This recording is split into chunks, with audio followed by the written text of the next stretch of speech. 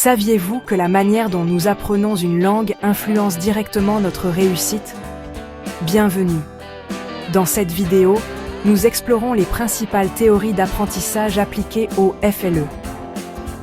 Au programme, behaviorisme, constructivisme, socio-constructivisme et approche communicative, avec des exemples pratiques et des conseils concrets pour vos cours.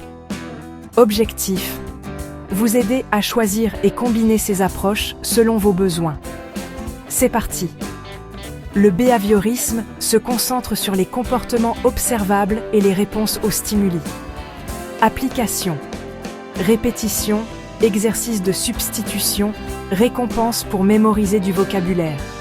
Le renforcement positif fixe les bonnes réponses et automatise les structures. Avantages: efficace pour démarrer, rassurant, mesurable.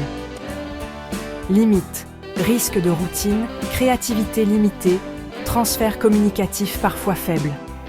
Idéal pour les bases, à compléter par d'autres approches. Le constructivisme met l'accent sur l'apprentissage actif et l'expérience. Application: jeu de rôle, résolution de problèmes, projets qui construisent du sens. On apprend en faisant, en reliant le nouveau à l'ancien. Avantages: compréhension profonde, motivation intrinsèque, transfert durable. Limite: plus chronophage, demande une orchestration précise. Clé: scénariser des tâches authentiques et progressives. Le socio-constructivisme intègre l'interaction sociale dans l'apprentissage. Application: discussion guidée, tutorat par pair, échange avec des natifs. Le sens se co-construit par le dialogue et la médiation.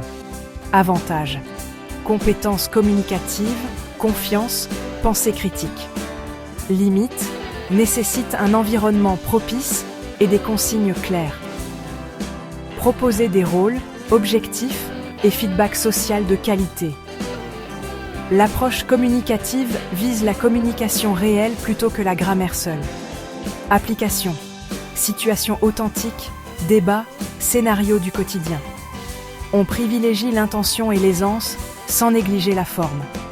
Avantages: pratique, motivant, rapidement transférable hors classe. Limites possibles: aspect formel à consolider en soutien ciblé. Aller du message vers la forme, avec feedback immédiat. Activités concrètes, prêtes à l'emploi. 1. Vocabulaire en cartes éclairs, avec répétition espacée et score motivant.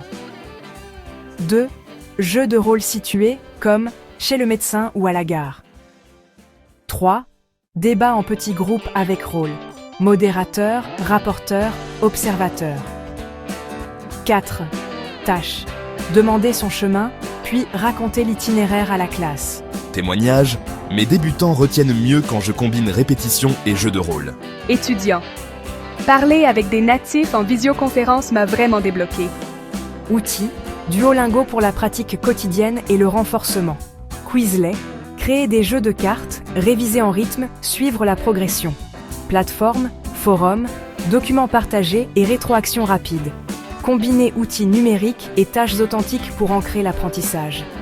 L'essentiel: allier structure, action et interaction. Adapter les méthodes aux besoins et profils de vos élèves. Ajuster selon le niveau, les objectifs et le temps disponible. Évaluer les progrès. Indicateurs qualitatifs et quantitatifs et feedback régulier. Continuez à vous former. Lecture, formation, webinaire, observation de pairs. Consolidez votre boîte à outils avec des ressources fiables. Planifiez clair, restez flexible et itérez après chaque séance. Récapitulatif: behaviorisme pour les bases, constructivisme pour le sens, socio-constructivisme pour l'interaction, approche communicative pour l'usage réel. Chaque théorie est un outil. Osez expérimenter, combiner et trouver ce qui convient le mieux à vos élèves.